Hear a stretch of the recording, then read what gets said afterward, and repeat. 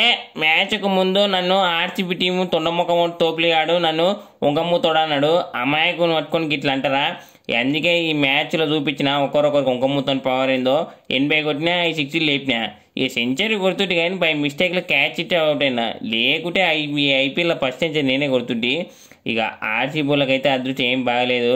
ఎందుకంటే మొన్న దాకా హోమ్ గ్రౌండ్లో టీం వాళ్ళు గెలిచిండ్రు, ఇప్పుడు ట్రెండ్ మారింది, ఇక అవతల టీం వాళ్ళు గెలుస్తారు. ఇక అందుకే వాళ్ళకు ఇక మా గ్రౌండ్లో వచ్చి ఆడమని చెప్పినాం. ఒక మ్యాచ్ అని మేము ఓడిపోతాం, వాళ్ళకని ఇస్తామని.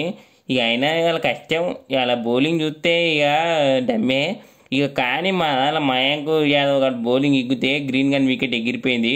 ఇక అంత సీడ్ ఆ జన్మలో చూసుకున్నాడు, అంత అట్లా ఎగ్గింది మరి. ఇక ఆ టీం మొత్తం గట్టిగా ఉంది మాది. ఇక ఈసారి కప్పు మాదే. ఇక లాస్ట్లో చూసిరు కదా పూర్ణి మావ ఇట్లా ఎట్లా వచ్చి కొట్టిండో, 5 6 లేపిండు 2 ఓవర్ల. ఇక 40 రన్లు కొట్టి పొడేసిండు. ఇక అంతే, ఈసారి మాత్రం మా టీం అయితే గట్టిగా ఉంది. ఇక మా టీంని కొట్టాడు ఏ ఐపీఎల్ టీంలో లేడు. ఇంకా ఈసారి లక్నోదే కప్పు పక్క.